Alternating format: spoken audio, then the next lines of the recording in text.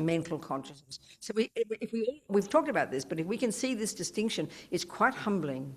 We basically live, we basically respond to the five senses, respond to the world out there, which are the objects of our five senses. The fact of the matter is, though, this is the point, that the senses are really like limited in their capacity for cognition. In Buddhism, the mind is that which cognizes, that which is aware, that which knows. These are synonyms. And so we see, you stub your toe, that's tactile consciousness. But the next second, what happens? Because it's pain there, that's a tactile experience, pain. But then you'll get angry. Well, that's not coming from pain. Sensory consciousness cannot possibly experience anger. That's your mental consciousness. And that's an interpretation of it. How dare, and we'll swear, and then feel this kind of self-pity or whatever it is. That's all your mental consciousness. But we mix these completely,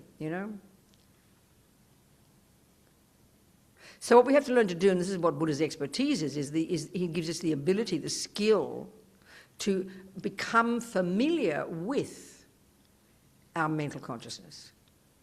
That's where meditation comes in. So it's a reasonable question, why would I need to do that? Well, we can see, we can see there's lots of things that go on in this mental consciousness of ours, whether you even call them thoughts or indeed emotions, that don't seem very pleasant, that seem to be very distressing. That's fairly evident. The impact of anger, not to mention on other people, but if you look at it very carefully, on yourself the pain is bad enough. But look at the impact of anger. But what we tend to think is that there's no choice. Well, of course I'm angry, I stubbed my toe, No, but this is the thing, Buddha's saying, this is his skill, this is really Buddha's expertise. He's developed these incredibly sophisticated skills to enable us to, one, know our mind, and to levels of subtlety that we don't even posit as existing in modern psychology or psychotherapy, and that's a fact. These Indians were the one who discovered the mind. I could say that, I think, very comfortably, more than 3,000 years ago, They developed this skill called single-pointed concentration, which is this incredibly sophisticated, amazingly powerful skill that enables us to focus the mind, which takes tremendous effort, of course. I mean, you need to give up sex, drugs, and rock and roll, and mortgages, and dogs, and things, and go to the mountains for several years to give yourself the appropriate conditions to cultivate that concentration. And the reason to do that is so that we can learn to unpack and unravel and eventually change the contents of our mental consciousness. And why would we want to do that? Because the Buddha, in his way of distinguishing the contents of our mental consciousness, he puts them into three categories. Well, simply speaking, two categories. Those that are neurotic, miserable, I-based, fear-based, restricted, that separate us from others and utterly make us suffer. And we all know them. Attachment, anger, jealousy, low self-esteem, So not complicated words. We all know, we're very familiar with these. And then you've got the other states of mind, which are the actually useful ones, productive ones. Kindness, love, compassion, self-confidence, generosity, courage. These are nice words. Immediately we recognize. So, of course, our problem perhaps is in our culture we take all of these for granted as being the contents of an ordinary person's mind. If you've got some love and some compassion and some, and your senses are working okay, and you've got some attachment and some jealousy and some love and kindness to counteract it, then you're an okay person. Nothing wrong. True, better than nothing. But Buddha happens to have found, and this is the key point in Buddhism, absolutely key point, that the neurotic states of mind, the ones that causes pain and causes to harm others, can be utterly eradicated from the mind. Now that's extreme. You go to your neuroscientist and say, please give me methods to get rid of all anger, jealousy, depression, low self-esteem utterly and forever, and they will definitely think you're mentally ill.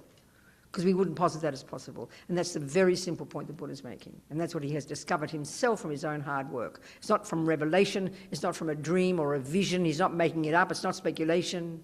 It's not a belief, it's his own direct experience. That's the essence of being a Buddhist.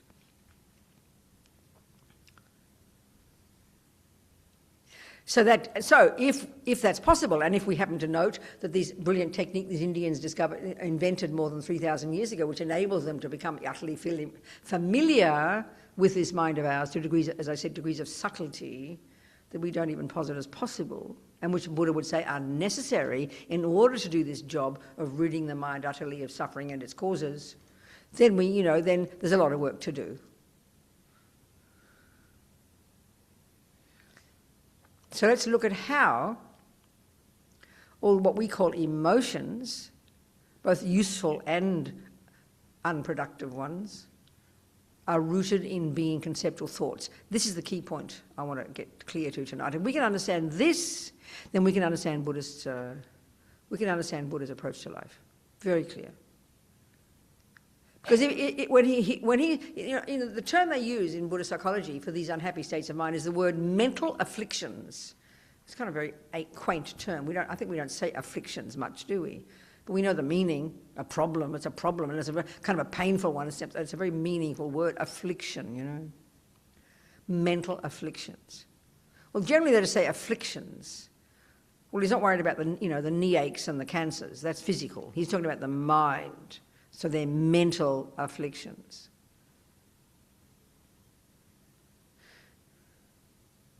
So what's another word we'd use in our culture? Mental illnesses. Quite literally. I think it's a brilliant, I think it's the best equivalent in the English, in the way we describe things in our culture. But it's absolutely not the way we think if we go to, we don't think of that we don't think of anger as a mental illness. We think of depression, that's a mental illness. And sort of, oh, phew, I've got a mental illness. It's not my fault, But no one who's got anger says that's a mental, poor thing, I've got a mental illness. We say, how dare you have anger?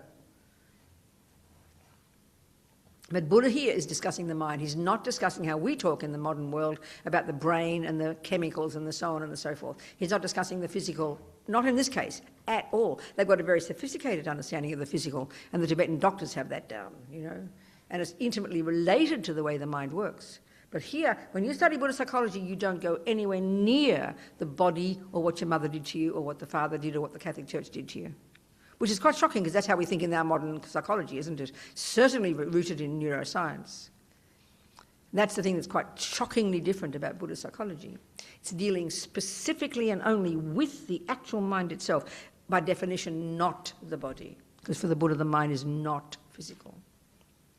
And that's another whole discussion. So, but look at let's see how we have the sensory and the mental. And within the mental, we have two levels of cognition. The first one, the grossest one, the level at which we function, the grossest of the grossest level of the mental consciousness that we function at day to day, is literally called conceptuality. Conceptuality. And that includes all of our intelligent thoughts, and we're all pretty clever people, with our IT knowledge and AI knowledge and science and physics and all the rest, geniuses, musical knowledge, musical theory, cooking knowledge. We've got genius intellectual minds. That's conceptual, very clear. Brilliant, clear conceptuality. But the curious one is we've also got the emotional component, that it too is rooted in being, underpinned by conceptual stories. Elaborate conceptual stories, elaborate scripts written in our head. The neurotic ones for a start, and also even the virtuous ones are also rooted in being conceptual stories. So in other words, if we take this view of habit, let's say a person who hasn't got a very strong habit to be angry, to blow up and explode. Some people don't have much anger. They don't have much explosive anger. We know that. So some people I know, like for example, a person who might have once or twice really exploded, they said, I decided I'd never get angry again. And they mean it. Because you know why? Because it's not a very deep habit. It's not a very deep habit. So they have the ability to notice their thoughts before it comes out the mouth. There's no evidence shouting, but they hear in their thoughts, and that's the point right there. It's proved it. Some people even who have got a lot of anger, but don't shout it. Because what we think of as anger is explosive, shouting, yelling, big noise, isn't it? But we know some people have perfect behaviour. They never express, never say, but they know that. But if they wrote down their thoughts for you, thoughts, concepts, You would immediately recognise when you read them that this person's pretty angry. When you hear the words, so it's immediately evident that anger is rooted in being thoughts. You just have to write it down. Or you simply, when I'm having a shouting fit, let's say, and you record me and you transcribe it on a piece of paper, what do you think you got on a piece of paper? They're called concepts. So right there, it's proof that emotions are concepts, but with a lot of physical energy on top. That's all. The physical body involved and the shouting involved, sound and physical. That's the physical component. That's not anger. The mind is the anger, the thoughts. But the body and the speech do the job of the anger and kill and steal and rape and lie. Look at the world.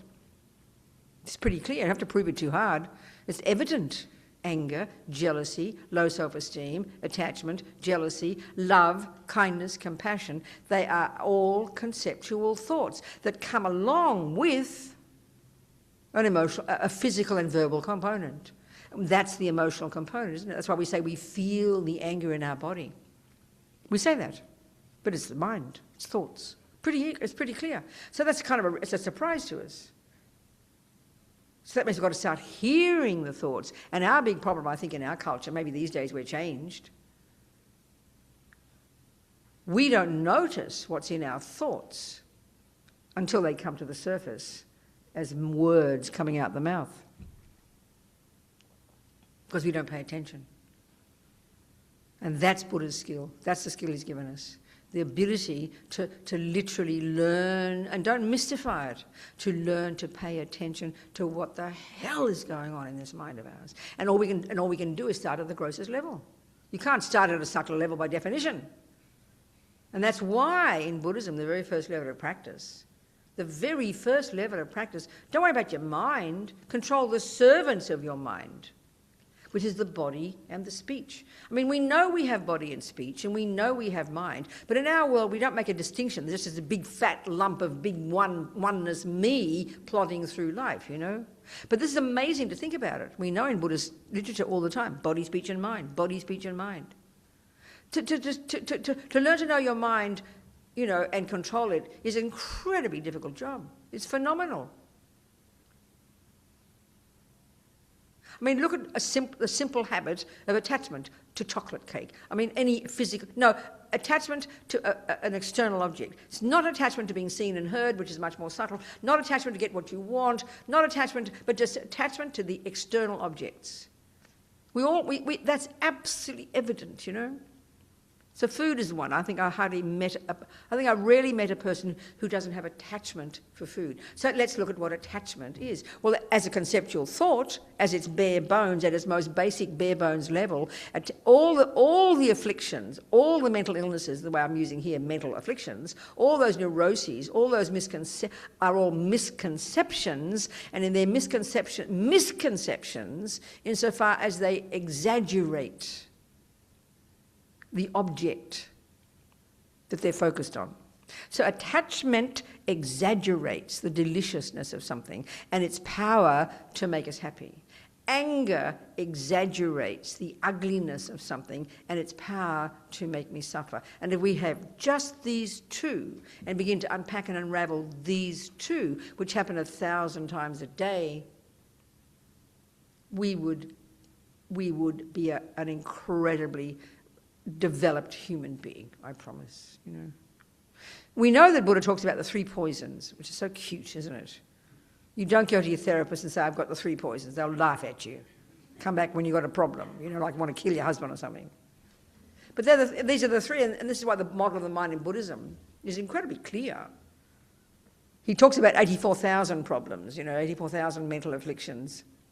And I always ask the geshis and the scholars, what text will I find that in? And they'll always say you're not going to find it. But they still say there are 84,000 that Buddha has identified, and then 84,000 solutions.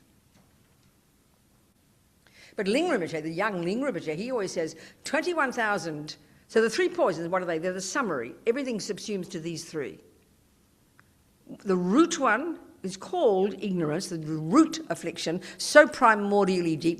Even when we hear the words, it's a mystery to us because it's so subtle. And that's the major mistake of clinging to this, over-exaggerating and distorting the presence in here somewhere of a solid, real, separate, concrete me.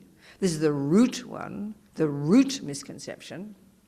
And it gives rise to the main voice in day-to-day life, which is attachment, this emotional hunger to get what that me wants, and it's there every millisecond to one degree or another. And then a panic attack of aversion or volatile anger or internalized depression that builds up when it doesn't get what it wants. So these three, the three poisons, are huge. Sounds so cute, but they're huge, you know. So as Ling Rinpoche says, 21,000 of the 84,000 are rooted in, have the character of ignorance. 21,000 have the character, or are rooted in, have the taste, if you like, or the character of attachment. 21,000 have the character of anger, and the fourth 21,000 have the character of all three. So it's incredibly coherent model of the mind, of the neurotic side, you know, the neurotic parts of our mind. It's very extraordinary. So, they're all in the mental consciousness, not the sensory. Your body, your sensory consciousness, definitely the tactile consciousness will experience pain when you stub your toe. And if you're in bed with your best boyfriend on the planet, definitely every one of your senses will be completely berserk, experiencing incredibly delicious pleasure. That's called pleasure. That's not attachment. Attachment to that object, to that pleasure, is in your mental consciousness, interpreting like insanely how divine it all is and how this is the best thing in the universe and this is the person who's going to cause me all the happiness and I'm going to have him for the rest of my life, or whatever. Attachment is writing this berserk, exaggerated, distorted assessment of that person and the pleasure and everything else. All these bits and pieces of mind are working overtime. This is a really specific model. This is not Jung, this is not Freud, this is not neuroscience. It's very fascinating. So attachment is in the mental consciousness, and at the gross level is a concept. It's a concept, a thought. But so why is it so emotional? Because we practiced it for countless bloody lives, basically is all Buddha's saying. They're habits, they're deeply ingrained, intensely powerful habits to the point that they are completely spontaneous. We've got them down to perfection. So some of us who have strong anger, my mother didn't have to teach me to be angry. I had it down, I came with it fully programmed. All of these emotional afflictions, the ones that are strong for us, they're habits, they're basically programmed in us. And not from our mother and father, not from the genes, not from the brain, not from the chemicals, but from our own mind. And then we come into that body and off we go again, you know. That's the Buddha's deal. So they're deeply ingrained, primordially deeply ingrained habits. And because, okay, I've got to give you the Buddhist model of the mind, how it's connected to the body now. It's kind of interesting, especially from the Vajrayana model. In the Vajrayana system, you know, the universe is made of the four elements, basically. I mean, how we talked in the medieval days. They still talk this way. And this body is the four elements. And as His Holiness the Dalai Lama says in some of his, you know, commentaries, all minds, we have a mind and we have a body, and they are inextricably linked. Sensory consciousness is inextricably linked to this gross physical body. So when that ceases, so at the subtle level, you've got mental consciousness, and that is inextricably linked to a subtle level of physicality. The 72,000 subtle channels that course through the body, this is the basis of Tibetan medical system, similar to the Chinese one, similar to the Ayurvedic one. These geniuses of 3,000, 2,000 years ago came up with this model. And there's a set and subtle nervous system, and then all the different, and then the physical, the wind energies, the subtle physicality of the wind, air energy, coursing through all those channels, inextricably linked to our different states of mind. Again, you know, and we talk about the mind, we talk to the brain. This model of the mind, wherever your body is, your mind is coursing through those channels, along with its attendant wind energies. It's clearly a different model. So because they're so utterly linked, and so if you've got a strong habit to be angry, the habit to respond when your attachment doesn't get what it wants, so the explosion, because it's a habit, then that anger is in your mind. And because your mind is connected to those wind energies, you know yourself when you're angry, it's like a storm inside you. It's like a raging storm, isn't it? It's really true. It's the wind energy gone completely berserk, you know. Or your attachment energy. It affects the winds as well. So when your Tibetan doctor feels your pulses, She feels the imbalance of certain wind energies, and she knows, oh, that's because of your anger energy, your attachment energy, so she knows how to diagnose you, you know. So there's this intimate, inextricable relationship between the physical and the mental, using this model. There, of course, it's emotion. You feel it in your body. Of course you do, but it's your mind that is angry that impacts upon the physical and then completely controls your physical. Or attachment. I mean, attachment to the, you know, food is the commonest one for us because we need it, and so we can't give it up unless you're an anorexic, you know. It's because we're attached to the food or attached to the body, whatever. We've got both. So there's the attachment. And one of the signs of attachment, this is embarrassing, it's so true, is you think about the object when it's not there. What's the thing that's on your mind all day? It's food.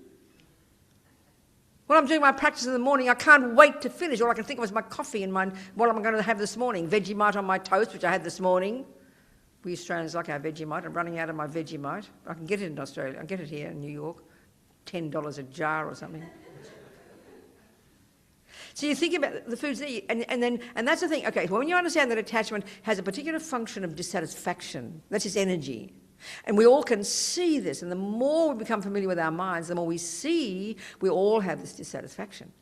No matter what I get, it's never enough. No matter what I do, it's not enough. No matter whatever I achieve, it's not enough. However much you tell me you love me, it's never enough. We know this is a disease, and this is the disease of attachment. We're born with this dissatisfaction. So naturally, if you're dissatisfied, that means that something's missing. So you sort of, I'm sitting there at my computer, you know, and I've been a Buddhist for a few years. I'm trying to show off, but I'm showing how long it is to take to do what Buddha says. I like my food. I'm attached to my food, right? I always have to take control. I mean, it's always it needs discipline, not shove the food in my mouth every time I see it or think about it. We all know that. So this is why the first level of practice is keep your hands in the lap. This is tremendously hard, isn't it? The mind's there, you're dissatisfied, and then you think, oh, cake, or Vegemite toast, or whatever it might be, or scroll, you know, or go to your video game, or your porn, whatever it is you're attached to. Because the mind, and because we're not concentrated, because we don't have discipline, we haven't focused our mind, we haven't got any concentration, the mind it flips from pillar to post, doesn't it? Something goes wrong, there's dissatisfaction, panics, and you rush to the kitchen and shove the cake in, you know. Attachment is always dissatisfied. Isn't it? We understand this. So attachment, just to give up attachment for cake, I mean, forget the subtle levels of attachment. Forget attachment to being seen and heard, which is much more primordial. Attachment to get what you want every second. Attachment to power. These are all other levels of attachment. But the obvious one, attachment to sensory objects, is the most immediate for all of us, isn't it? Some less, some more. And because the mind's dissatisfied, and the mind's distracted, and the mind's then undisciplined, the dissatisfaction rises to the surface, uninvited. Isn't it? So what'll make it feel better? Then you're convinced the cake will do it. You're convinced. You're convinced before you know it, you're getting the cake out. It's not being moralistic. It's just showing how attachment runs us. And then because the attachment is so strong and you feel it in your physical and you compel, it drives you to the kitchen. It drives you to the fridge where my bread is, my nice, bread. I love my toast. Americans make terrible toast. You put it in for like a minute, it's slightly warm and floppy. You've got to make it crunchy and brown. Okay? So I make my nice Vegemite toast all the time thinking about it. You know? Do you understand me? Just talking. This is an example. Attachment uncontrolled. And it's a conceptual thought. And then you make up a story. You've really got these cartoons in your head. You're writing this dramatic story. If you could write down every thought that you were having between sitting at your computer and going to the kitchen and getting the toast, you'd be embarrassed. It's an entire novel, about the toast, isn't it? Isn't it? Do you understand? This is attachment. It exaggerates. And it's coming from a painful feeling of not having enough. So this is what Buddha's pointing out, that attachment is a lie. And this is another level of attachment now. It's a lie because it's a conceptual thought that is exaggerating the deliciousness of the Vegemite toast, and then you're anticipating the pleasure that will come, and it makes you all excited. And it's got to fill up the gaping hole. We feel it'll fill up the dissatisfaction. It'll make the dissatisfaction go away. That's the belief. That's why we're so excited and we want to do it. What all Buddha's saying is if you start to pay attention and unravel and unpack and unravel these conceptual stories, you've got to identify, not in a moralistic sense, but in a practical sense, that they're exaggerated, they're distorted, they're not quite accurate, they're exaggerating. So the exaggeration, the extent of your exaggeration of the deliciousness of the cake is equal to the amount of unhappy feeling of not being enough. Not being enough. Not being enough. That's the pain internally of attachment. I'm not enough, you know. It's not enough. Whatever I did is not enough. I haven't achieved enough. This place is not enough. This job is not enough. I'm not enough. We can see that. So food's an example. And my mother used to say, or before my mother said it, because she agrees with Buddha, but I remember hearing it as a kid, but the Buddha would say he's discovered that attachment is a distorted misconception that exaggerates the deliciousness of things, and that it won't bring you happiness. It'll bring temporary happiness. That is true too. That we can agree. He says that.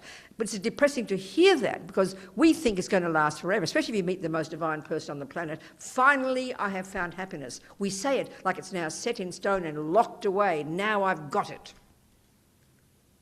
Or we will be together until we're 80, someone who says, if you're in love with somebody. Because you want that desperately, and because you adore this person, huge attachment, you're convinced it will last forever. And Buddha says, sorry guys, things change. But the simplest one, and this is a simple scientific fact that we can prove anytime you want to, that the happiness does come, okay? Happiness is another state of mind. That's a different thing as well. We won't go into that here. Pleasure is something very obvious. Attachment is one thing, pleasure is another. The reason you get the cake is you're waiting for the pleasure. The taste is the sight of it, the smell of it, the idea of it, the taste of it is what you're wanting. But the bottom line is it's got to bring pleasure. If it makes you vomit, then you don't want it again. That's very clear. So the pleasure is the end result, we think. And it is pleasure, definitely is pleasure. There's no question. But what happens? This is a tragedy. Attachment's still there. So attachment starts off being, dissatisfied, what's missing? And then you get all excited of Vegemite toast. And then attachment grabs hold of it and exaggerates it and distorts it and thinks about it and builds it up as divine. So excited, it leads you to the kitchen. You don't forget what you're doing. What was I doing? What have I got my Vegemite toast for? Don't forget, I promise.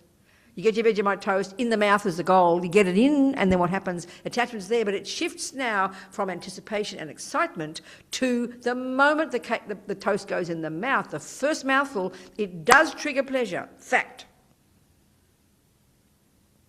But attachment says, not enough, Robina. Put another mouthful in, I'm not happy yet.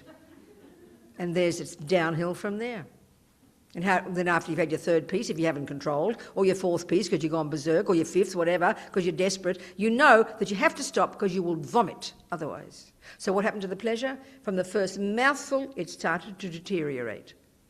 So as Lama Zopa points out very clearly, the pleasure, the happy feelings that come from following attachment can't grow. They can only diminish. And that's the suffering of samsara. Because what's going to happen is bitter disappointment, painful disappointment. You're left with a stuffed stomach and the pleasure's gone like a dream. Of course you're dissatisfied. But the next day you forget all about that. You forget the thing that made you vomit. You forget that and you anticipate the pleasure again. Buddha says we've been doing this for countless lifetimes. So as my mother pointed out to me as a child, as Buddha is telling us, you know what, Bobsy? The more you get, the more you want. This is the real suffering of attachment.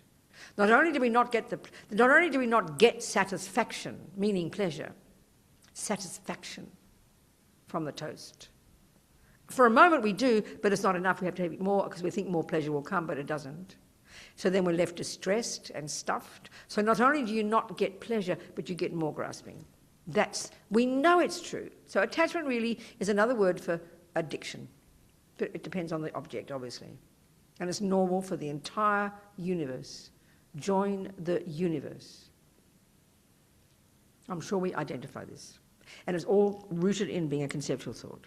But because we practice it to perfection, it's virtually instinctive. It's virtually second nature. And it feels completely physical because the body is connected to the mind. Are we communicating? So now you can ask me some questions. So we have to, I'm not saying something so clever. I haven't done much study, but a little bit I did on the mind. And because Lama Zopa told me 40 years ago to talk about this stuff, then I've got to be unpacking it a little bit. So I'm just giving you my own thoughts, okay, in my Australian accent about Buddhist teachings on attachment, from my own unpacking and unraveling. You understand? Yeah. Somebody now ask me some questions, have a discussion now, come on. So still I'm trying to do what Lord Buddha says that I first heard these teachings 50 years ago in June, and I'm still beginning to start to control. Maybe I can control my attachment to food, you know. I mean, I'm really serious. In the afternoon I'm at the computer working away, doing my editing, and then oh God, it's always the afternoon, isn't it? For me anyway. You go to the kitchen, I'm so dissatisfied because you had your breakfast, now your breakfast's finished, and you want something again, you know. So then the drama happens in your head. And sometimes when the attachment's strong, because it's like you're stressed about something went wrong, isn't it? It's like it's impossible not to have it. And it's like you die, which is what the junkie mind is. It's like you die, isn't it, if you don't have it? That's the pain of attachment. When attachment's so strong, we can see that. It's like you would die if you don't have it. And that, of course, when there's certain objects like a heroin, you can see the physical, literally the pain must be unbearable. But forget even that. I've got a friend of mine who's been attached for 25 years to video games. He's like 55 now. Not a boy. So that's not physical. That's not sensory. That's mental, isn't it? Completely. Would you agree? Isn't it? Mental completely. So attachment will find anything to clomb onto, you know. So you can see that some things are more painful, more powerful for the body. Or can you imagine even being attached to killing people or raping or torturing? Of course, we don't understand that in our culture at all. That's just habit you bring with you, you know. That would be a terrible habit to have. Can you imagine? Or attachment to sex, you've got to keep getting another body. Cakes don't mind if you stuff them in. Human bodies have a problem being jumped on when they don't ask, we don't want it. And that's the thing about attachment. When the habit's very strong. It's like the object, it's like it's there, it's like the object is there for you. I always tell this story, and it's not political, but it sounds it, but I'm going to tell you. When I was a radical feminist back in the 70s, when I was living in wherever, it doesn't matter where I was living, in England somewhere, and I was an extremely radical feminist, and I always took things into my own hands. I'm a bossy person. So when I made a decision, when men said things to you in the street, which men did, you get arrested these days, you can't do those things that men used to do. In private you can. But anyway, any man who ever said anything about my body, and I had a nice body, I had nice hair and I had nice breasts that sat up on my chest, when they get old they don't sit up anymore. Do they, girls? Do you understand? Got to prop them up with a bra. So they're all delicious, nice breasts, I had a good body. But these dudes would say something to me in the street. So I had a policy that I'd go up to them, shout at them in public, abuse them, and often I would hit them as well. That's just what I did, okay? Understand? So this fellow in London, in Soho, if you know London at all, this old man, he was an old man. And he almost burst into tears. And he was so hurt, and I'm really sincere. And he said to me, really sincerely, he said, but if you don't want me to say anything, why do you look like that? Now I'm not talking feminism here, but that's attachment.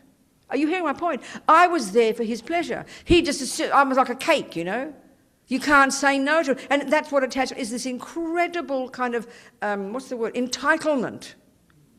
That's really fascinating, isn't it? It's like no matter men decided they owned their wives. Do you know, by the way, interestingly, when you take a vow of abstaining from sexual misconduct as a Buddhist, one of the vows is you don't take another person's partner. Do you know who that was addressed to? Men who owned their wives. So the reason it was wrong was because your wife belonged to you. So technically, it's not addressed to women. Do you understand? Do you hear what I'm saying? So we know about our culture. We've all been men and women before. Don't worry, it's not personal. But that's the power of attachment. That man was truly offended because he assumed I was there for him. That's why Mr. Trump, all the stories here about Mr. Trump, isn't it? jumping on the woman in the Bergdorf dressing room and jumping on the sticking. Some people do that because the attachment is so intense and so sudden. It's like a cake, you can't say no to it. It's in your mouth, you know. Like some people you know, they walk in your kitchen, walk in the fridge, and they're eating the cake already. Because it's there, of course, it's mine. That's the entitlement. Attachment's like that. It's the possessiveness. It's there for me, you know. Do you understand? I find that fascinating. So ask me some questions or discuss. Yeah. Okay, yeah. I'm thinking back to earlier at the beginning of the talk, and if you need to re-clarify what you were saying, please do. And I'll talk louder. But you were speaking to this idea that we have thoughts, and then it is the body and the speech that carries those thoughts, but that it's all thoughts. And the thoughts are the starting point. Yeah, the thoughts are the starting point. The thoughts are all there, and then the body and the speech act them out. Act them out. Yeah. I think there's something subtle in that I'm not buying yet. And I think it's that through some meditation, I think I've become more aware of my bodily sensations, of my habituation to anxiety, to things like this. Yeah, but technically speaking, keep going, I'll answer you. Yeah, because, I perhaps wanting to clarify what a thought is, because sometimes our bodies are having reactions before our mind knows that. No, you see, because okay, good point, thank you. So your assumption, when we say, this is the trouble, when we say thoughts, you're assuming it's a grosser level. But Buddha's talking about thoughts at such a subtle level. When you have got single-pointed concentration, using this technique these Indians invented called how to get, shamatha, when your mind has gone beyond to the most subtle level, you've still got conceptuality, but it's so subtle you can't imagine. So you're talking about the grossest level of conceptual thoughts, like mathematical thoughts and theoretical thoughts, and that. No, we're talking way more subtle here. So anxiety is the mind. It's a function of attachment. It's really just, it's internal. It's not, a person, okay, if you look at a person who's angry and you're not hearing the angry words, would you agree they look like they're having a panic attack? Yes. Well, yes. What's anxiety but a panic attack? So anger is just a strong panic attack, but it happens also to cause you to harm others. But it's just a panic attack, and that's mind. And because the body and the mind, and this model I'm describing, the Vajrayana model, similar to the Indian and the Chinese one, is at this subtler level of physicality, mind is connected to these wind energies. So it's totally inextricably linked. So of course the anxiety is felt in your body. It's the point. And this is our tragedy in the West, in the modern world, that we don't notice what is happening in our mind until our body feels it. But that's too late. That's why we have to go beyond that and get concentration and begin to hear the thoughts at a subtler level before the body feels them. That's when it's advanced. Can you hear my point? Yeah, I can definitely hear your point, and definitely also now seeing that anxiety as an attachment to things not happening the way that anxiety you want. is the interplay between, because attachment is always dissatisfied with what it has got, and then always anticipates what it will get. So anxiety is it won't happen, or it might happen, or it should happen. So it's all just it's tiny, tiny baby miniature thoughts deep down there, and that express physically as what we would call anxiety. Worry and drama.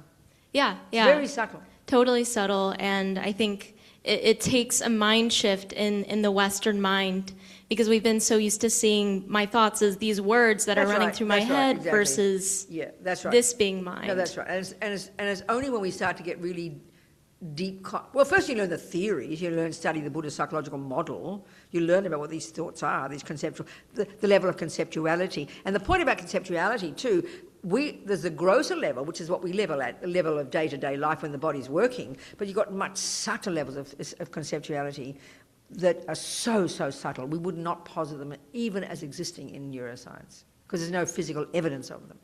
They're way more subtle. Do you see my point? Yeah, I definitely see your point. And that's unique to the Buddhist approach. Also thinking, we have our time on the cushion, but then also it's if these attachments spring up in the moment, I'm wanting cake now, I'm out in the world, or I'm having this moment out in the world, like how would you advise someone to like perhaps But it's just bring that all to into do with awareness? noticing. I mean, it's as simple as that, but as difficult as that. It's learning to be, the more and more focused we can get, the more and more we practice every day, not just practicing concentration, but practicing physically controlling our body and speech. In other words, making a decision. For example, most of us might not go around and bash each other too much and jump on each other too much, but look at our speech. And in our world, it's considered so, it's called sharing, you know. And our trouble also is we don't know what we're feeling and thinking until we speak it through, which is why we need therapists. So our speech is so utterly uncontrolled. And look at when we're around families and in work situations. Our major problem is we can't control our speech. So if you can start to make decisions, forget your mind. They say, that the Tibetans say, when you're with others, that's when you control your behaviour, your speech and your body. When you're on your own, you can have the luxury to now sow your mind. So that means, see, what we would say is that's suppression. If I don't say what I feel, I'm suppressing. So we only have two modes in our culture, vomit it all out or live in denial. But this is a whole new one, becoming conscious. And what we do on our cushion when we're practicing, you might be focusing, but you can hear the crazy thoughts. So you can bring that to bear in your daily life. And as I always make the simple example, you might have a husband, and you go to the kitchen, and there he is slurping his coffee yet again. A tiny example of a sound of your ear consciousness, which triggers your annoyance and irritation. And before you know it, the words are out the mouth. But now with awareness, you're noticing the irritation. You're noticing the conceptual story, Robina. Come on, it's just a sound. So you give yourself a little talk.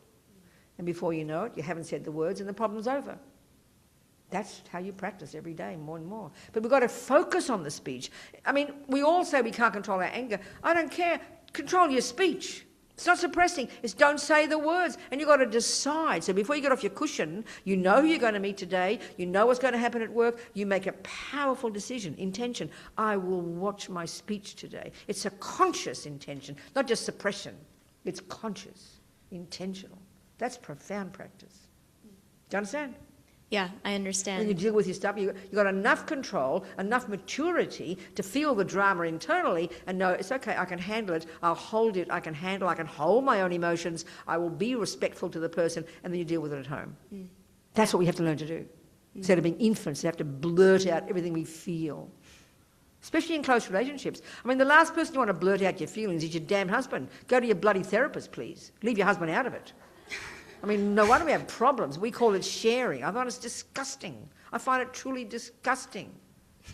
We're human beings, you know, give each other a break.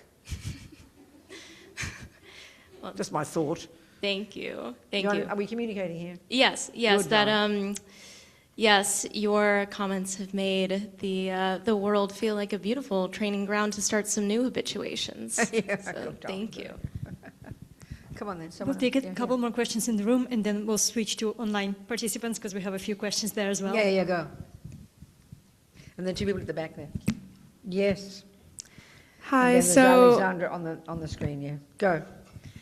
yeah, so you mentioned the connection between attachment and you not feeling enough, like you're not enough. The Buddhist view, it is an expression of that. It literally comes from this feeling of not being enough, not being enough. Yeah, absolutely. That's right. the Buddhist view. Just to me, the relationship between attachment and me myself not feeling enough is not intuitive, if that makes sense. Sorry, not what. We can't feel how it can be true. It's not intuitive to me that my attachment to external objects and concepts is directly coming from me myself not feeling enough. So what would be its source, do you think? Why would you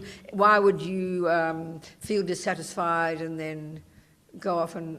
I mean, it has to come from a feeling... Would you agree that it comes from a feeling of dissatisfaction?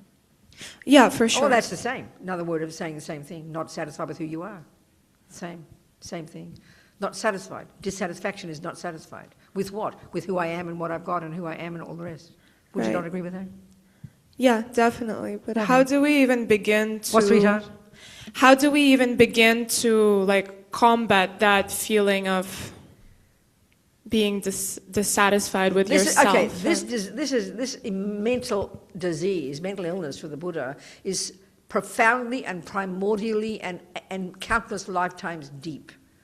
So it's a massive job. It's the long-term job of being a Buddhist. It's not the end job, but it's part of the whole deal. That's where the beginning stages of it, and that's just the first of the mental afflictions. Anger or aversion is the response when it's thwarted, and that, look at the problem that causes, and then the jealousy arises, and the arrogance, and the low self-esteem, all these branches. These are all the afflictions the Buddha says we can root back down into attachment, which in turn is rooted to this misconception of a concrete self. It's this very elaborate presentation they put, this kind of analysis of these different unhappy states of mind. So learning that state of mind of a person chooses, using the Buddha's view, and so then you learn to identify them first theoretically, and then you start to get a practice where you start to concentrate and learn to focus your mind and not just be absorbed mindlessly in all your thoughts, so you can begin to get some focus. So then you bring that to bear, like we're talking here, in your daily life, where you start to become conscious of all these countless millions of thoughts and feelings that we normally wouldn't be conscious of until they come out the mouth, until your body's shaking. So it's a slow process. Do you understand me? Yes. Does the Buddha hold anger, ignorance, and attachment at the same level, or does he think that some are worse? No, God, no. There's a really hierarchical relationship. The root one, the one that's the most difficult to identify, so primordial, is this primordial, again, misconception, but deep in the bones of our being, assumption that is here this concrete, separate, set in stone I. It's really quite subtle. And on the basis of that assumption of a concrete, separate, concrete I, then there's the attachment to get what that I wants, and then aversion and panic when it doesn't. And then all the other dramas follow. That's how they describe. So there's this hierarchical relationship. Ignorance first gives rise to attachment, gives rise to aversion. Then the others branch out. Do you understand? Yes, thank you. Good, darling, thank you. Two people behind the back there. And Alexandra here. Alexandra, talk to me, sweetheart. Yes. Unmute. Actually, I have a Alexandra. threefold question. So my daughter is severely handicapped. She cannot communicate. She had been angry for weeks, angry for weeks. And then I thought she was angry because she was unhappy, but my husband actually said she's angry because she's in pain. And it turns out he's correct. She had kidney stones. She has a lot of kidney stones. I had surgery on February 11th on my foot, reconstructive surgery. I just started walking and I'm in pain. And like my daughter, I feel angry. I feel cranky because I'm in such pain. So that's not a mental affliction, correct? Because you're responding to a physical affliction. No, it's a very interesting point. Exactly. No, it's a very interesting point. So, no, the anger, the anger is still anger and is still an affliction. It maybe is not such, there's variations of anger. Angry with my boyfriend and causes me to punch him. That's a more volatile, heavy anger because I follow it and think he's the cause and then I shout at him. That's difficult. But anger is the response. Anger is the response when attachment doesn't get what it wants. This is really the basic one in Buddhism. We've all got attachment. It's there at the level of assumption. It's at the subtlest level. And the assumption of attachment, the most primordial assumption of attachment, is that it's frantic to only get the nice things. Attachment can only handle everything being nice. Attachment only wants everything nice every millisecond. It's like a fragile child within us that just can't cope with problems. It's the way to say it. Or attachment only, it's very self-centered too, because it only wants what I want. So in relation to my boyfriend, you can see how it works. It's very self-centered. How dare you say that? I don't want this. You do this. So you can see how anger is very I-based. But when it comes to merely experiencing pain, like you're describing, and then the anger response is completely normal because attachment only wants nice feelings. That's why even you just stub your toe toe in the morning, you get angry. Because anger is the response to attachment being thwarted. And attachment is the default state of mind that's there all the time at the level of assumption. And like I said, it's like a fragile child that only wants everything to be nice. It just can't cope with anything not being nice. That's, of course, why we get angry when we have pain. And how do you rise above it? Because I'm in pain right now. I wish I'd hooked to coded. Darling, it's unbelievably difficult. No, this is the whole point, Alexandra. This is where it's so, because we have this human body. So Buddha's got this whole analysis of what samsara is and the body and how this body is the body of attachment. It is the body of the five senses. So it's built for pain. We try to get pleasure. We try to get happy feelings of our body, and we try to get happy experiences, but look how hard it is. The tiniest thing, stubbing your toe, can ruin you for the day. So this is where we have to first distinguish between the sensory experience and the mental experience. And I know it's hard, but this analysis is helpful. Your physical body is the physical body. And then the interpretation of it is, how dare that happen to me? I don't deserve it. That's what anger is saying. Because attachment's saying, I only want nice experiences because I only deserve good things. So attachment and aversion, and it sounds cruel, they're totally self-centered. They're these fragile little children that can't cope. It's not easy, sweetheart. This is the point. It's not easy. Because nobody wants pain. Hard. What? Nobody wants pain. What, darling? Nobody wants pain. Nobody wants pain, and everybody only wants happy feelings. Absolute given. So this is the Buddha's analysis. He says, okay, I've got a method for how to get it. It's a long-term method, but it's not an easy one. I agree with you, Alexandra. This is I can't even imagine the suffering of some people on this planet just having pain. It's unbearable. But I even know, I've heard in people, all these people who deal with pain management now, it is all about reinterpreting, which is exactly what Buddha's saying. Because my feeling is that this is not easy, but if we can learn to see that the pain in the body is one thing and the anger is another.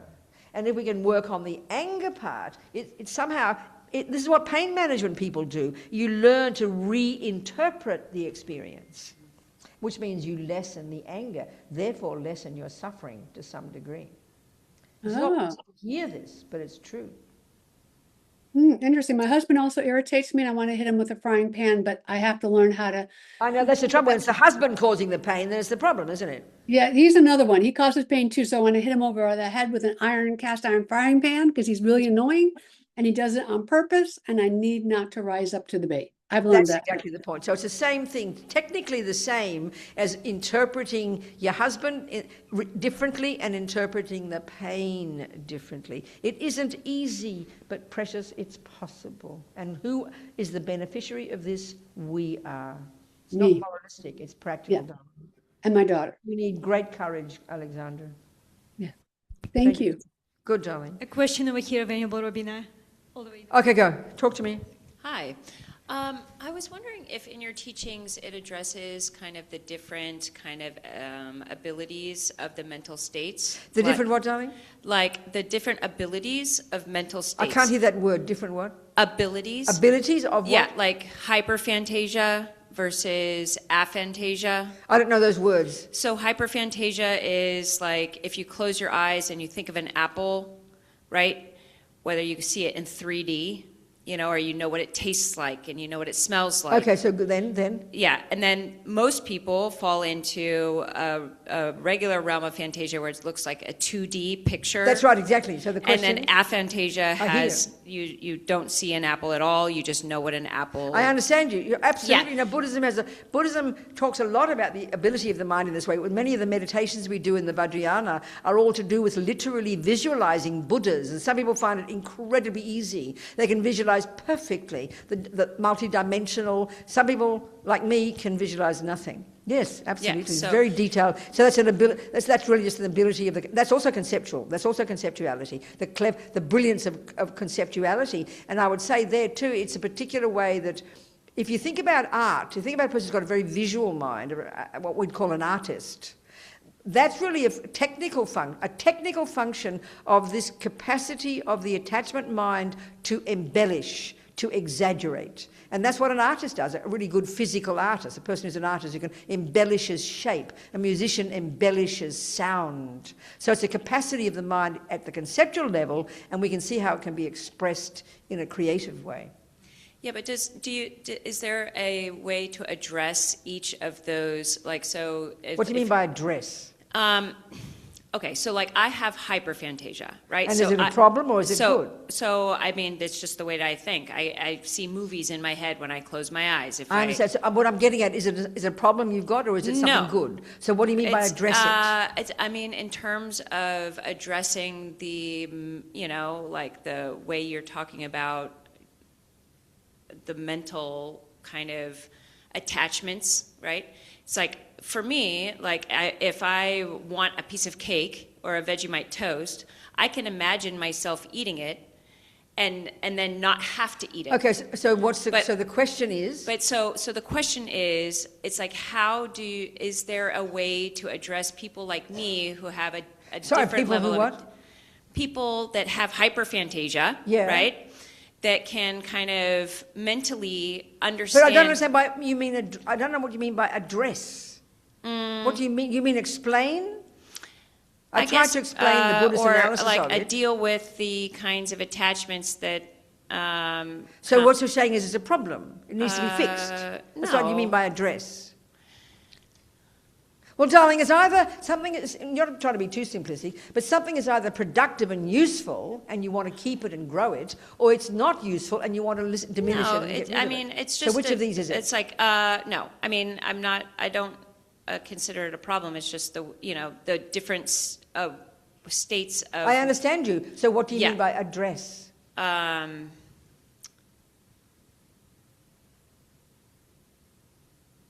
You mean fix? And you just said it doesn't need to be fixed. No, I guess. You mean explain it? You mean why am I like that? It's like, are there teachings that talk about people who have... No, they don't. So I did answer that before, but I probably said it too quickly, and I said it too briefly. In the Buddhist understanding of the mind, this would all be explained by understanding the Buddhist analysis. Let's put it that way. There is an understanding of it. Okay. There is a way of explaining how it is a very, very... Okay, I have to say some more. Okay. All right. So here we're discussing, we have sensory and we have mental. So and what you're describing is completely mental, isn't it? Do you agree?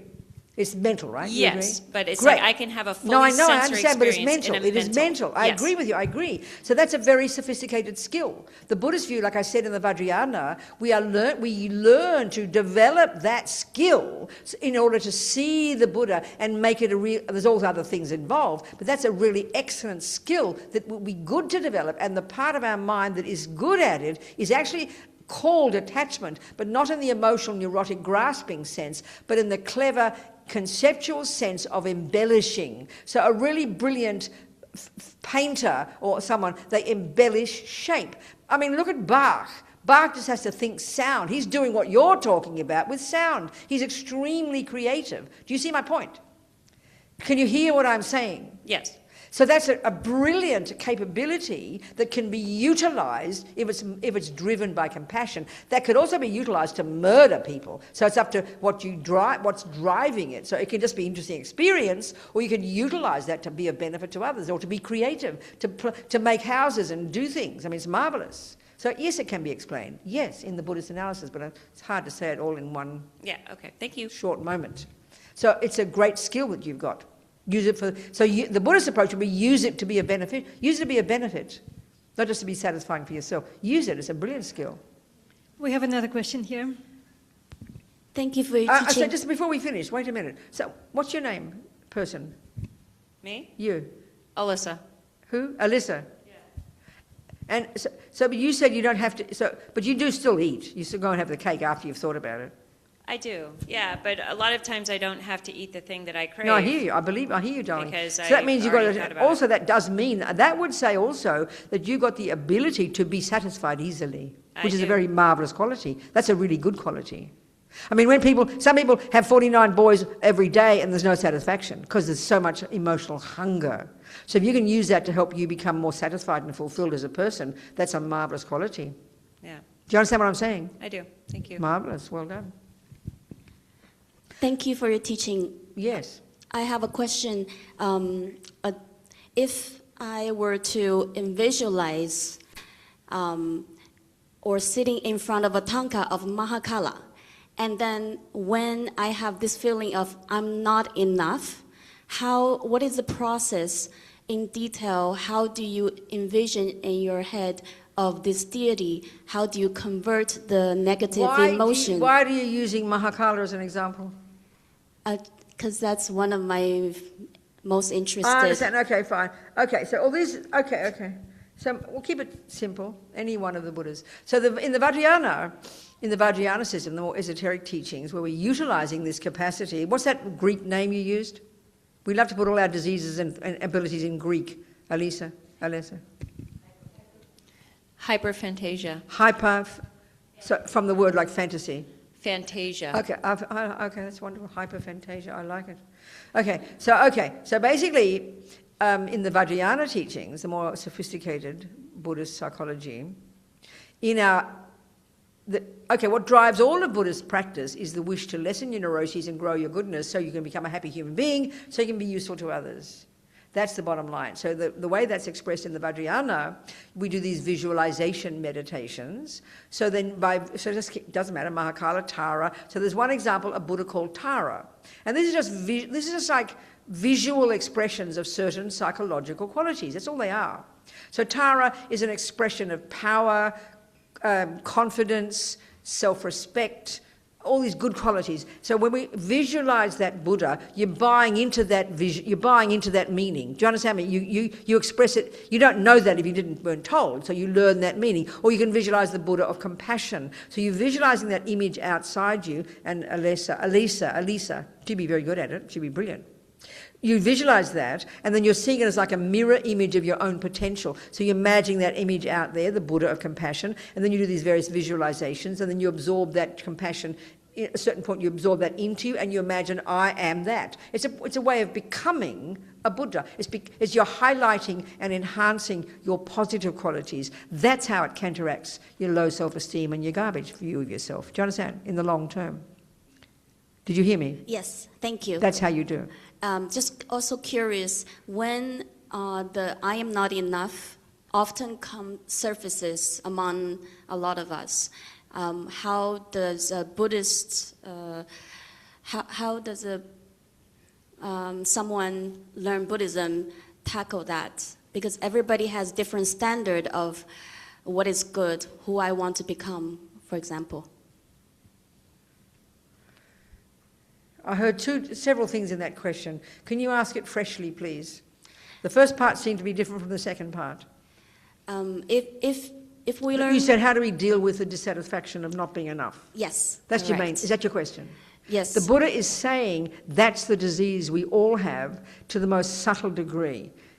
Eventually, you can put it this way, and it's a symptom of being in a samsaric person. It's a symptom of the problems. So when you've done this job that Buddha says we are all capable of doing, and don't hold your breath, it'll take a while, but it's doable, you utterly remove from your mind all sense of dissatisfaction, all sense of anger, all sense of garbage. There's no attachment left, there's no anger left, there's only virtue and bliss and clarity and compassion. That's how, so you'd be a joyfully, marvelous, fully content, divine person, and wise and able to be of benefit to others. That's the whole point. That's what he says we can all become. You hearing what I'm saying? Yes. You don't look very satisfied with the answer. Well, what if you don't believe in yourself yet? Well, that's all of our problem. I mean, that's why we are in relationships. This is how we are in relationships, isn't it? Your boyfriend tells you 75 times, I adore you. No, you don't. You know, you're the best. Oh, no, I'm not. Say it again, please. No, I'm not. It's the deepest disease we all have, darling. We really see it. We all have this limited sense of self. But ironically, it can also manifest as arrogance, too. This is the trouble. You know, they've got the flip side. You hear other people who are better than you. We're devastated. We take it personally, because we think we should be better. I mean, it's quite hard to see all this. All of these afflictions are all rooted in this wrong sense of a separate, lonely, bereft, concrete, set in stone, miserable me. It's hard to get in touch with all this stuff. So it's like the process, you can say, in using our words, we're going to heal this broken little person and become our own marvellous potential, become so what the virtues, the goodness, the clarity, the wisdom, the kindness, we're trying to grow those, which will enhance us and lessen the neurotic ones. It's a gradual, ongoing process, you know. Do you understand me?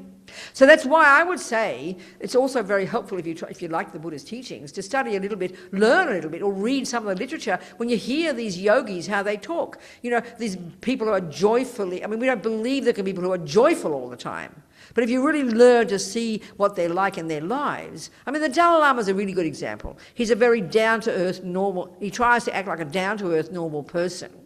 But after 75, 80 years, he took on running Tibet at the age of 15. He hasn't stopped, and he's now 90. Do you understand me? And anybody who hears him and meets him, after 60, 75 years of hard work, struggling, he's still happy, content, and fulfilled. So, I mean, that to me is a simple example of the efficacy of what he teaches, you know, the proof of the pudding. Happy. And the simplest way of expressing when you've done this job, you'd show... You'd be fulfilled, you'd be steady, you'd be calm, you'd be joyful, you wouldn't have anger, you wouldn't have attachment, you wouldn't have jealousy. Now this is weird because in our culture that's not possible. That sounds like wacky, you know. I'm just telling you the Buddha's view. So it's a gradual process, one step at a time. So reading about that and reading about how our true nature, Buddha says our true nature is pure, that virtue is actually who we really are, that the other stuff is adventitious and we can get rid of it because it's all misconceptions that we've built up and exaggerated and believed in for eons. So we have to deconstruct those misconceptions, unpack and unravel those misconceptions. Do you understand me? Good, Tom. We have a couple more questions online. Hello, Leslie, darling. Talk to me.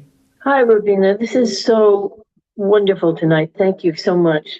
Good. I just want to make sure I understand something and ask you to clarify a little bit. One of the first things you said was our emotions come from our thoughts. Yeah. And I'm aware that most of the time we're already in the emotion before we understand the thought. That's right. That's what somebody said here as well. That's the level. So go on, keep going, Leslie. So ask again. So keep going. I think you were just going to answer it. Is it that we're only aware of the gross level of the thought and not the... Yes, it's only the gross level. That's our trouble. So in other words, the conceptuality here that Buddha is describing is incredibly subtle and incredibly deep and incredibly habitual. So we come into this life completely programmed. I mean, we can see pretty much, I think, Leslie, if we identify our personalities now, I think we can see that same personality when we were 2 years old. It's not as if we become a brand new person. So because we came programmed with our own tendencies. So clearly some people, like, you know, you see this 2-year-old boy, little children, girls or boys playing Bach. Clearly, that must be a habit. Reincarnation is the only explanation why you have the impulse to play music so spontaneously. And that person, you ask him for the musical theory, he couldn't tell you at the age of 5 because he's practiced it before. That's why we come into this life practiced with our attachment, with our jealousy, with our anger. You can see children expressing all these things because the conceptual thoughts have been deep in their bones from countless lives, and they've practiced them to perfection, and they end up just being our personality, as we call it. So that's why we've got to dig deep using concentration to unpack and unravel beyond the physical component, beyond the emotional, to get to hear these conceptual thoughts at a really, really, really subtle level of mind. That's what the Hindus invented. They discovered this. They discovered the mind at a subtle level using their brilliant skill, you know. So we're talking at a really subtle level and programmed. Like I said to you, my mother didn't have to teach me to be angry. It was programmed from my past practice. So that when you more and more unpack and unravel, first you will control your behaviour. That you don't speak it, you don't say it, you don't follow it. And then when you do your meditation, you can hear these 1,000 thoughts a second. And you can hear the story, annoyed, irritated thoughts. They're thoughts. So small, irritated thoughts are the beginning of explosive anger. But if you can catch them when they're small, that's the time you can change them. So, you know, if you've got the explosion, you go to the kitchen and yet again, you know, yet again, Margie is slurping her coffee and you want to bloody well murder her. You know what I'm saying. But if you're working on your mind, you know she's going to slurp her coffee. You know that makes you crazy. But you've done your session. You know you're going to go to the kitchen. You anticipate the slurping and you're hearing yourself talk and you're giving yourself a little talk on the way. That's conceptual practice. That's being your own cognitive therapist before it comes to the surface and vomits out your mouth and you punch her in the nose. So we can even see conceptuality is even still can be quieter. And I mean, anger is thoughts. How dare he do that to me? How dare she do this to me? You can unpack and unravel the story that jealousy is saying, the story that pride is saying, the story that low self-esteem is saying. It's like vivid to us if you hear the thoughts before they become emotional. That's the brilliant skill, Margie, being our own cognitive therapist. That's wonderful. Thank you very much. You clarified it really, really beautifully. Thank you. Okay, Leslie. And we also have a question from Eleanor. Eleanor, online. yes. Hello, sweetheart. Eleanor. Hi. Can you hear me? I can hear you, sweetie. Yes. I have a couple of issues. First, A couple of issues. Go on. First is that fear is one of the largest obstructions to my practice. I live in a place How does it express itself, darling? How does it express itself, this fear? I am very afraid of where I live, for one thing. What, precious girl? What did you say, darling? I am very afraid of where I live, as well as how it connects with memories of my experiences. And so remembering your experiences make you afraid. Is that what you're saying, darling? And the present experiences that I have. What experiences? I'm not trying to be too personal, but what do you mean by your experiences cause you fear, darling? In what sense, sweetheart? At times I feel afraid for my life. At times I feel afraid of becoming so besieged that besieged. Is this because you've got struggles in your mind, or is it somebody's threatening you, or what's causing this, do you think, darling? It's a bit of a mix of the two. Is it, darling? So how can I help you, Eleanor? If I cannot get away from where I feel unsafe. Can you get away then how do I create a refuge? Well, darling, if you've got a lot of fear, and the fear is to do with where you live and who you live with, and you say you can't get away from it, that's quite difficult. You need to get away from it. That's the most intelligent thing to do. You can't leave where you are. You can't go away. You can't leave the situation at the moment. Not possible, darling? I do not know. It requires a lot of planning, I would think. A lot of planning. You can't just pack a bag and walk out the door. That doesn't take planning. You can't do that? You're imprisoned or something? Not imprisoned, no. But if I were to leave, then I might end up in circumstances worse than what caused me to be like this. But you can try and choose to go to better circumstances. You don't think that's possible? I want to try. But I want to be able to center myself in the meantime as well. I don't think you have the luxury to do that. I think you need, if you think it's so bad, you need to try. Do you have any friends supporting you, Eleanor? I unfortunately do not have anyone who lives close. Do you think you'd like to take my email address and we can talk privately? Perhaps we can chat on the phone. Would you like to do that? If you think that's prudent. No, if you'd like to do that. I can't force you at all. If you think it's useful, darling, why don't you take my email address and you email me, and then we can have a chat when we have more time. So it's my full name, Robina Courtin. Have you got my name, darling? Can you want to write it down? 1 second. Okay, sweetheart. Okay. Spell it out? Robina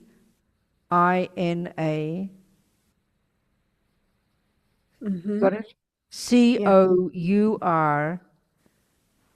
Courtin, Robina Courtin at Mac, like the computer, at mac.com. Got it? Thank you very much. Eleanor, you do that. I'd love to chat to you, sweetheart. We can talk. We've got more time. Okay, darling. Thank you. Thank you, sweetheart. Thank you. Thank you, darling. How are we going here? We have another question. Okay, we've got time. Where's the clock? I don't know where the clock is. Hi, Robina. How are we going? Hang on. 7:55. Okay, talk to me. Hi, Robina. It's wonderful to be here. Thank you so much for your teaching. It's Noam from San Francisco. What, darling? It's Noam from San Francisco. At you. I'm happy to see you. I'm very happy to see you. Darling. And I really appreciate your teaching. Wonderful. Tonight and always. Yes. I am thinking about the moment when you eat some chocolate cake, regardless of the amount of attachment you had going toward it. And I'm wondering if the lack of satisfaction that you get from eating that piece of chocolate cake, and then you want more, and it increases, if that is delusion or ignorance, and also if it's helpful to work on that moment. Of course it is. That's giving up attachment. Of course it is. You see, what we don't notice, because it's so programmed, is this dissatisfaction in this moment in time where I'm sitting here and I'm dissatisfied. So then you think, oh, cake. So we think cake will fill up the hole. So then the degree of the expectation of that is the degree to which you're dissatisfied, because it won't do it. So you change your expectation, and then you eat, and you think, okay, it'd be nice to have cake, but I'm not going to expect too much. And so then you appreciate the cake. This is really delicious, and you savor it, and you get pleasure from it, and then you say, that's enough. And you leave your hand in the lap. So you'll eventually develop the habit to become satisfied. See, that's the biggest problem here. Satisfaction isn't sensory. Satisfaction is mental. You can't get satisfaction from sensory objects. You can't. You just get more full, and then you vomit, and you have to do it again. So it's mental. So it's a reinterpretation of the experience. That's how you can change. But it demands discipline. And it's mental. It's reprogramming your mind.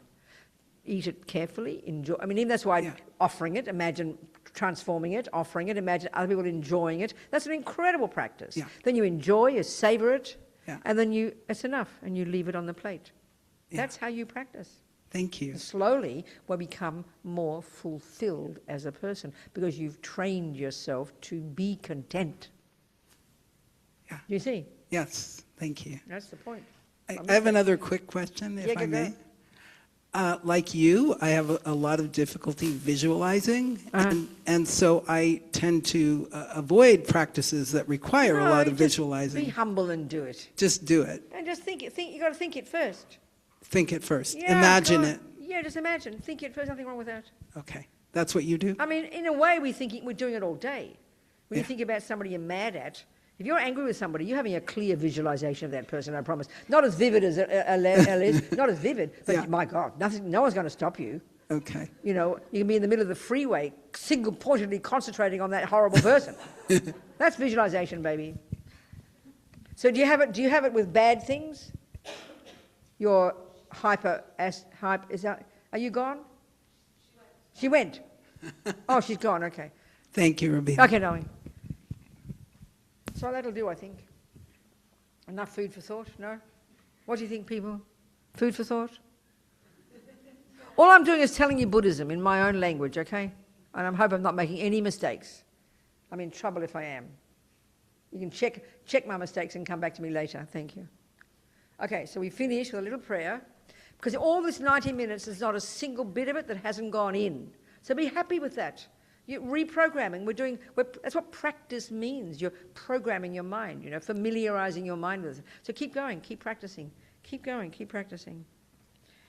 And then for our sake, so we become more fulfilled within ourselves and more useful to others.